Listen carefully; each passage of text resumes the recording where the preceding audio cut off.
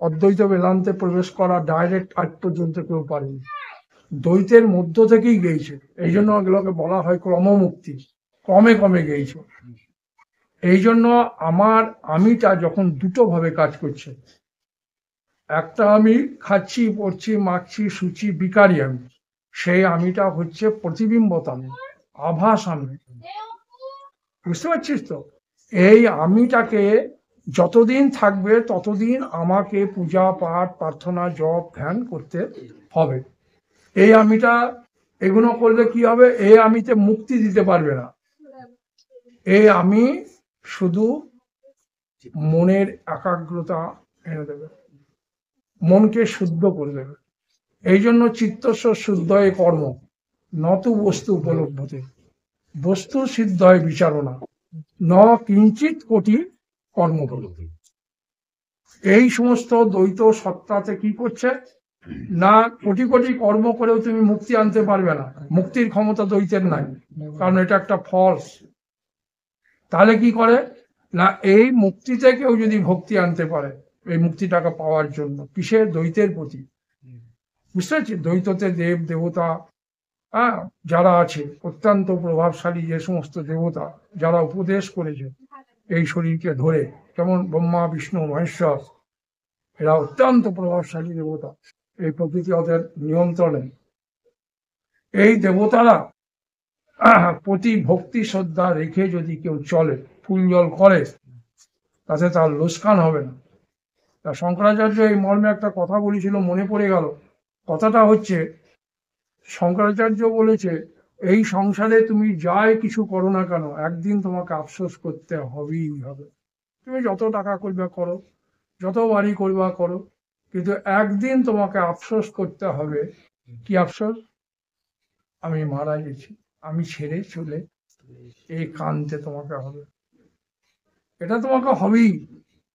সারা জীবনের পরিশ্রম জাত যে করলা, যে সুখের জন্য, সুখ তো হলই না, টেনশন হয়ে মৃত্যুবরণ করছি, ঝিলে যাচ্ছি, একবারে অনিবার্য। কিন্তু শঙ্করাচার্য আর একটা কথা বলেছে, যে একটা বস্তু কেউ যদি প্রচেষ্টা করে, কোনো দিন ওকে আফসোস করতে হবে না। আর বাকি জীবনেও যা করে গেছে, আফসোস করার জন্য প্রস্তুত থাক।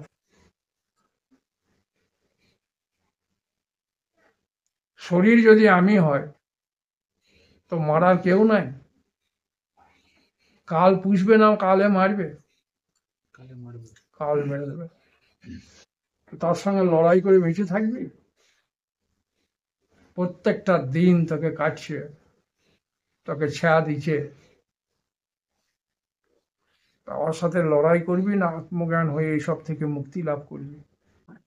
গুরুর সেই চরণের শ্রদ্ধা ভক্তি, ফুল জল, আর শিবের মাথায় যদি কেউ ফুল জল করে, এই দুটো জিনিসের জন্য ওকে কোনোদিন আফসোস করতে হবে যে এটা কেন করলাম। আর বাকি জীবনে যা কিছু সংসারে করে গেছি সব ছেড়ে দিতে হবে। আর আমি জানি না, এটাও আমি জানি না যে আমি কবে চলে যাব, কিন্তু এটুকু জানি আমি চলে যাব।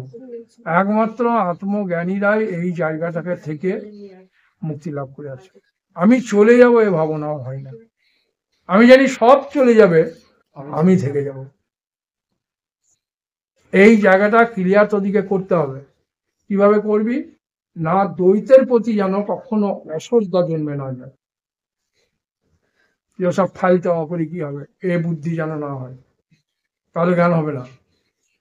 দ্বৈতের প্রতি যেরকম শ্রদ্ধা থাকবে, দ্বৈতটা সম্পূর্ণ দাঁড়িয়ে আছে। এবার অদ্বৈত বেদান্তের মহাবাক্যে যখন যাব তখন আলাদা কথা, কিন্তু ওর দ্বৈতে যথেষ্ট শ্রদ্ধাশীল হওয়ার পর এই জায়গাটা ও ক্যাচিং করেছে, ওটা একবারে শেষ স্তর। কিন্তু যারা সংসার নিয়ে আছে, এদের দ্বৈত বুদ্ধি যদি একবারই ছেড়ে দেয়, তো ব্যভিচারিতে পরিণত হবে, আর জীবনে যা করে যাবে কি বলবে, এক ব্রহ্ম দ্বিতীয় নাস্তি, ও মা বাবার কি, এরকম জ্ঞান মানে সমাজে প্রশংসনীয় হতে পারে না। হ্যাঁ, মানে এই যে গোটা মানুষকে তুই প্রভাবিত করতে পারবি? বলে তোর পিঠের চামড়া থাকবে না দুদিন পরে গিরে, মূর্খ। একে বলে ব্রহ্মজ্ঞান? না, এই মানুষগুলোকে শিবের মাথায় ফুল জল করাবি? কোনটা ঠিক হবে বিবেচনা কর, কোনটা ঠিক হবে বিবেচনা কর। আজকে তুই যে ব্রহ্মজ্ঞানের কথাটা বলছিস, তা শিবের মাথায় ফুল জল করিসনি তো, কিন্তু তোর দুর্বুদ্ধি মাথায় ঢুকেছে, তাকে অবজ্ঞা করছিস, মা বাবাকে মানবি না তো। এটা তোর জন্য, তুই নিজে ওটা বিবেচনা করবি, অনুভব করবি না। পাঁচজনকে দেখানোর জন্য কি আমি ব্রহ্ম? আজ পর্যন্ত কোনো মহাপুরুষ সেই ব্রহ্মজ্ঞান দেখাতে পেরেছে? না ও নিজে জেনেছে? ব্রহ্মজ্ঞান ওর ব্যক্তিগত অনুভব, আর সেই ব্যক্তিগত অনুভবটা সারা ভারতবর্ষেও প্রচার করছে। তোর ব্রহ্ম প্রচার করছে না। জিন মরে লোক ডারে, মেরা মন আনন্দ। তোর মন আনন্দ বলেনি, তাহলে মারবে। লোক মরলে পরে কি বলছে সাধু? আমার মন আনন্দে আত্মহারা হয়ে যায়। এটা যদি লোককে বলে শালা ও মূল্য বাঁচলাম, কি আমার আনন্দ হচ্ছে, তো মারবে ওকে।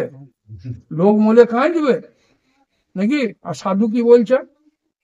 জিন মরে লোক ডরে, মেরা মন আনন্দ। তোমার মন বলেনি? দেখ ও সাধুর ল্যাঙ্গুয়েজ দেখ, মরকার পাইয়ে পূর্ণ পরমানন্দ। তোর আনন্দ বলেনি, মরলে পরে পূর্ণ আনন্দ, পরমানন্দ অনুভব করলে। কারণ মরার আগেও এটাতে স্থিতি হয়ে আছে। তা আজ পর্যন্ত গঙ্গার ঘাট থেকে একটা মরা উঠে এসে বলেনি কি আমি সুখে ছিলাম না দুঃখে ছিলাম। এ প্রমাণ কেউ দিতে পারবে? এ প্রমাণ একমাত্র জ্ঞানীরাই দিতে পারবে যে মৃত্যু হলে কি হয়। কি হয়? চিরদিনের জন্য এই সব থেকে ছুটকারা পেয়ে যায়। সেই জ্ঞানটাকেই বলা হয় আত্মজ্ঞান। যে জ্ঞানে প্রবেশ করার পর জীবের আর কোনো পেছনের চিন্তা থাকে না। যদি কারোর পেছনের চিন্তা থাকে, ভবিষ্যতের চিন্তা থাকে, তাহলে তার জ্ঞান এখনো উপলব্ধি হয়। ও সদা সর্বদা বর্তমানকে নিয়ে থাকে,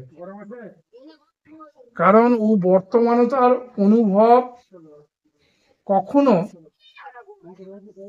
ছাড়া অতীত এবং ভবিষ্যৎ জীবনে কখনো দেখেনি। অতীত এবং ভবিষ্যৎ হচ্ছে মানব জীবনের একটা কল্পনা।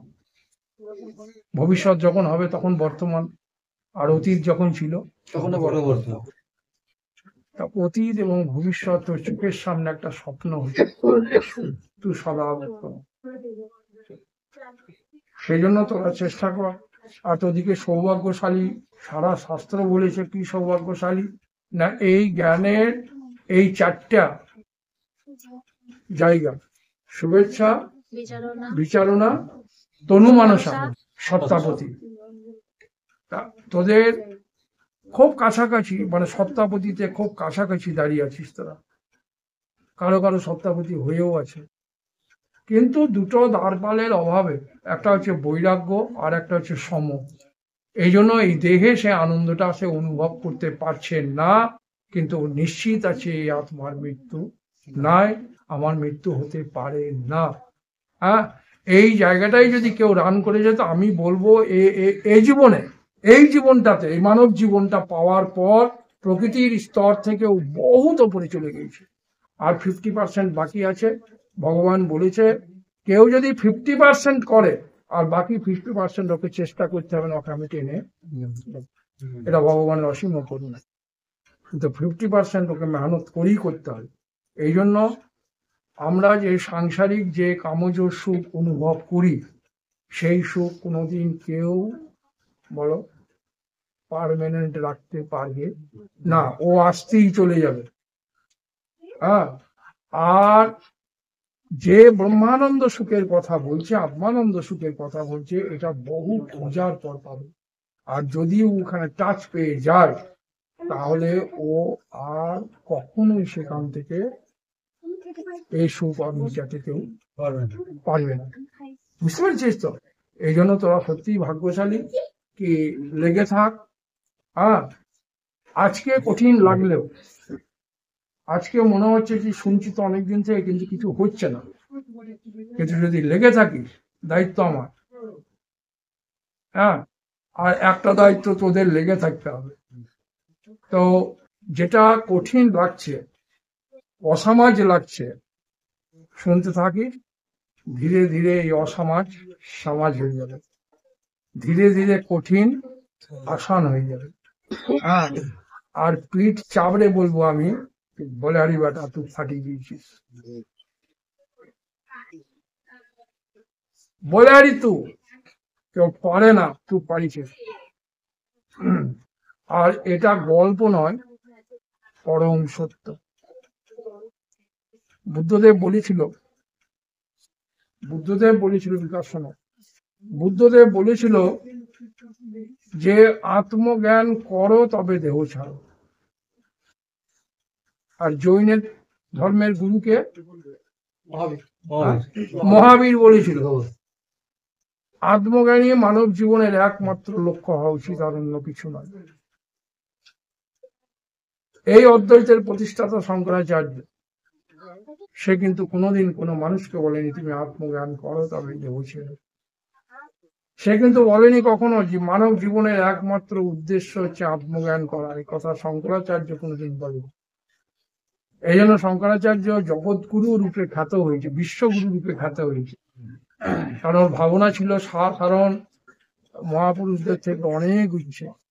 শঙ্করাচার্য বলেছিলেন আমি যদি মৃত্যুর মুখে পতিত হয়ে যায়, আহা হা, তো ওই সত্যকে জেনে মন।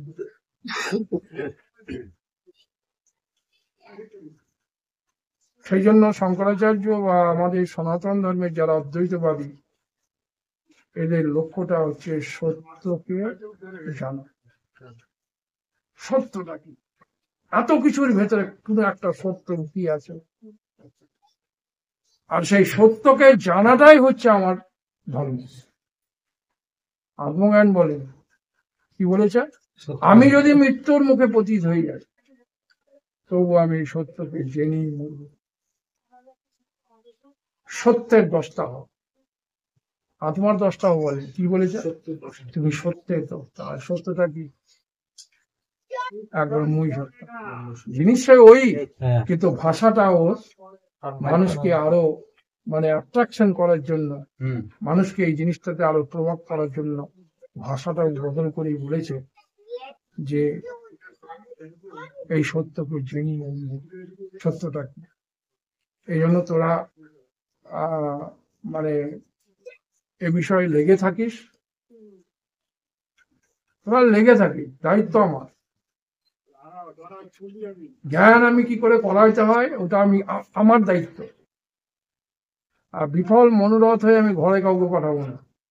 কিন্তু একটা দায়িত্ব, শ্রদ্ধাশীল হয়ে শুনতে থাক। আর যারা শুনেছে, একটা ছেলে আমাকে বলেছিল যে কোনো ছেলে মেয়ে এই সত্যটাকে যদি অবজ্ঞা করতে, শিক্ষিত ছেলে মেয়ের কথা বলছে, অবজ্ঞা করতে পারবে না।